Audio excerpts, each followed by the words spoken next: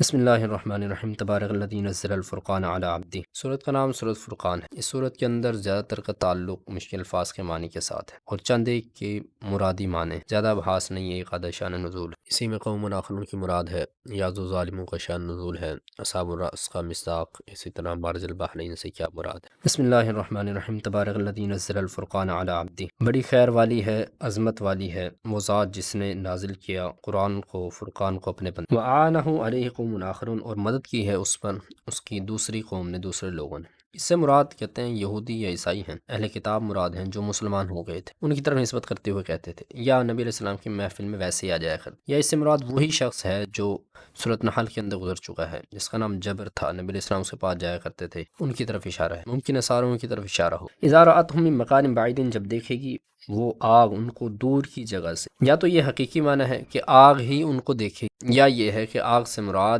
آگ کے فرشتے، دو جہنم کے فرشتے ان کو دور سے دیکھ، اور دور سے دیکھنے کی مراد 100 سال کی مسافت ہے یا پھر 500 سال کی مسافت۔ سمعوا لہا، سنیں گے وہ اس کے لیے، تغیظاً جوش بھری آواز، غصے والی آواز، وزفیرہ اور غرغراہٹ، سخت آواز۔ لقد استکبروا فی انفسہم، تحقیق بہت بڑا جانا انہوں نے اس کو اپنے دلوں میں، اپنی جان میں، واتوا عتوا کبیرہ، اور سرکشی کی انتہا درجہ کی سرکشی، آگے نکل کے بہت زیادہ آگے نکلنا۔ وَيَقُولُونَ حِجْرًا مَحْجُورًا، اور کہیں گے وہ پناہ ہے، پناہ ہے۔ حجرم محجورہ، حجر کا معنی ویسے محفوظ جگہ کے ہوتے ہیں، پناہ کے ہوتے ہیں۔ یہ عرب کے ہاں محاورہ تھا، جب بھی ان پر کوئی مصیبت آتی، بڑی مصیبت آتی، پریشان ہوتے تو اس وقت وہ یہ الفاظ کہا کرتے تھے، حجرم محجورہ۔ یا بعض کہتے ہیں، ابن عباس فرماتے ہیں اس کا معنی ہے حرامن محرمن، حرام ہے، حرام ہے۔ یہ فرشتے ان سے کہیں گے جب وہ محشر کے میدان میں نکلیں گے تو ان سے کہیں گے کہ تم پر حرام ہے، اب آرام، سکون اور جنت تم پر حرام۔ وَيَوْمَ تَشَقَّقُ السَّمَاءُ بِالْغَمَامِ، اور جن پھٹے گا آسمان غمام کے ساتھ، وَنُزِّلَ الْمَلَائِكَةُ، اور اتارے جائیں گے فرشتے، اتارنا۔ یہ نفخہ ثانیہ کے وقت ہوگا۔ یہ غمام جو ہے ایک بادل ہے، ابر کی شکل کا ایک رقیق بادل ہے، جب نفخہ ثانیہ کے بعد اللہ تعالیٰ یہ فرشتے اتریں گے اور اس کے بعد اللہ تعالیٰ کی تجلی ہوگی، اسی غمام میں ہوگی۔ کس طرح سے ہوگی؟ کما یلیق بشان، تو یہ جو معاملہ ہوگا یہ نفخہ ثانیہ کے وقت ہوگا۔ یہ نفخہ اولا والا نہیں ہے جس میں آسمان زمین پھٹ جائیں گی، بلکہ نفخہ ثانیہ والا ہے جس وقت زمین آسمان دوبارہ سے درست ہو جائے، اس وقت اللہ کی تجلی ہوگی، اس انداز میں ہو۔ وَيَوْمَ يَعْضُ الظَّالِمُ عَلَىٰ يَدَيْهِ، جس دن کاٹے گا ظالم اپنے ہاتھ پر، کہے گا یہ کاش کہ بنایا ہوتا میں نے رسول کے ساتھ کوئی راستہ۔ اس آیت کا شان نزول ہے کہ عقبہ ابن ابی معیط وہ جب قافلے سے واپس آتا تو مکہ والوں کی دعوت کیا کرتا تھا، ساروں کو بلاتا، نبی علیہ السلام سے بھی اس کا تعلق تھا۔ جب نبی علیہ السلام نے نبوت کا دعویٰ کیا اور اس نے بلایا تو نبی علیہ السلام نے کہا، کھانا سامنے پیش کر دیا گیا، آپ نے فرمایا میں اس وقت تک نہیں کھاؤں گا جب تک کہ تو کلمہ نہیں پڑھ لیتا۔ تو اس کو یہ بات بڑی عجیب معلوم ہوئی کہ میرے گھر آیا وہ مہمان جو ہے وہ کھانا نہ کھائے، اس لیے اس نے کلمہ پڑھ لیا۔ ابی بن خلف جو اس عقبہ ابن ابی معیط کا دوست تھا، اس کو جب یہ معلوم ہوا کہ عقبہ جو ہے وہ مسلمان ہو گیا تو وہ اس کے پاس آیا، ناراضگی کا اظہار کیا۔ تو عقبہ نے کہا میں نے ایسی کلمہ پڑھ لیا زبان سے، میں مومن نہیں ہوں، لیکن اس نے اس کا یقین نہیں کیا اور کہا کہ جب تک کہ تو وہیں جا کر محمد کے منہ پر نعوذ باللہ تھوک نہیں دیتا تب تک میں تیری بات نہیں مانوں گا۔ اور اس نے یہ راضی ہو گیا اور اس نے جا کر ایسی حرکت بھی کی، لیکن اللہ تعالیٰ نے اس کے تھوک کو اسی کے منہ پر لوٹا دیا۔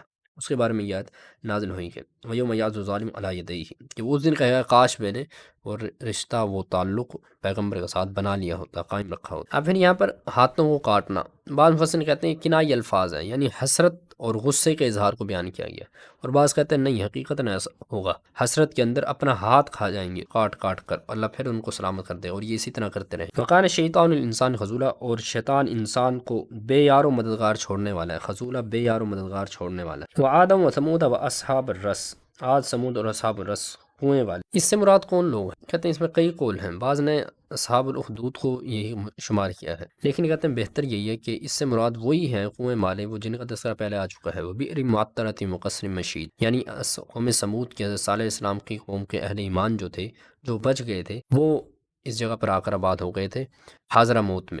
وہیں پر پھر ان کے بعد ان کی نسلوں میں نافرمانی شروع ہوئی، پھر اللہ نے ان پر حنظلہ علیہ السلام کو پیغمبر بنا کر بھیجا تھا، انہوں نے ان کی نافرمانی کی، انہیں شہید کر دیا، ان پر عذاب آیا۔ تو یہ قوم سمود کے باقی ماندہ لوگ، ایک قول یہ بھی ہے کہ یہ شعیب علیہ السلام کی قوم والے لوگ تھے، لیکن زیادہ بہتر یہی ہے کہ یہ حضرت صالح علیہ السلام کی قوم کے باقی ماندہ لوگ۔ وَهُوَ الَّذِي مَرَجَ الْبَحْرَيْنِ، وہی ذات جس نے ملا دیا دو سمندروں کو، هَٰذَا عَذْبٌ، یہ میٹھا ہے، فُرَاتٌ، پیاس بجھانے والا ہے، وَهَٰذَا مِلْحٌ، یہ نمکین ہے، اُجَاجٌ، کڑوا ہے، وَجَعَلَ بَيْنَهُمَا، اور بنائے ان کے درمیان برزخاً، پردہ، وحجرم محجورہ، مضبوط بندش۔ دو دریاؤں سے، دو سمندروں سے کیا مراد ہے؟ کہتے ہیں زمین کا یہ جو اکثر حصہ ہے پانی سے، پانی والا ہے، بڑا سمندر اس کو کہتے ہیں، یہ مراد ہے اس سے۔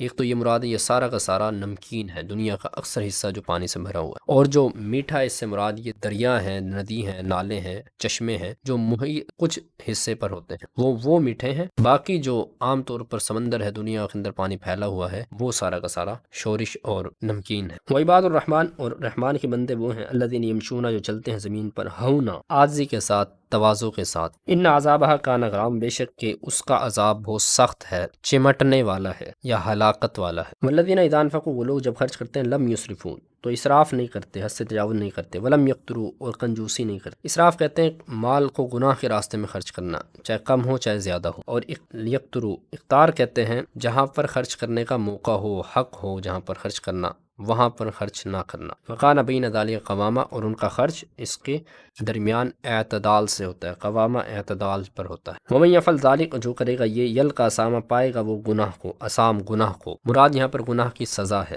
اسام سے مراد گناہ کی سزا ہے۔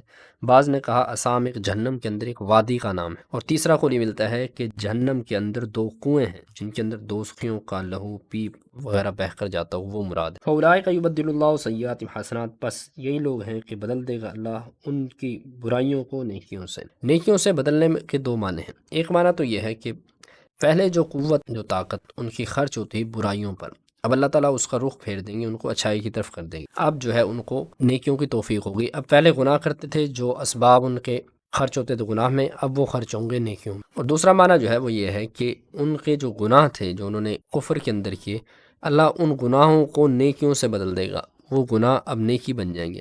اس اعتبار سے کہ جب بھی انہیں اپنے گناہ یاد آئیں گے ایمان لانے کے بعد، تو وہ اس پر نادم ہوں گے، ندامت کریں گے، توبہ کریں گے، استغفار کریں گے۔ اس توبہ، استغفار، اس ندامت کی وجہ سے وہ گناہ اللہ ان کو نیکیوں میں بدل دے گا۔ ومن تاب وعمل صالحا فانه يتوب الى الله متابا، پیچھے آیا الا من تاب، اور یہاں آیا ومن تابا، تو یہ تکرار ہو گیا، لیکن کہتے ہیں یہاں پر تکرار نہیں ہے، بلکہ پہلے والا جو توبہ ہے وہ اوروں کے لیے ہے، اس توبہ میں اوروں کا تذکرہ۔ پہلی والی توبہ کے اندر ان لوگوں کی توبہ تھی جو کفر میں تھے، اب ایمان لاتے ہیں گناہوں سے، اس لیے وہاں پر آمانہ بھی آیا ہے۔ اور یہاں پر جو توبہ ہے یہ مومنین کے لیے ہے، کہ مومن ہے، ایمان لانے کے بعد ان سے گناہ ہو گئے تو ان کے بارے میں فرمایا ومن تاب وعمل صالحا فانه يتوب الى الله متابا، پہلے کفار کے لیے ہے، یہاں پر اہل ایمان کے لیے ہے۔ قل ما يعبأ بكم ربی، آپ فرما دیجئے نہیں ہے کوئی پرواہ میرے رب کو تمہاری، لولا دعاؤکم، اگر تم عبادت نہ کرو،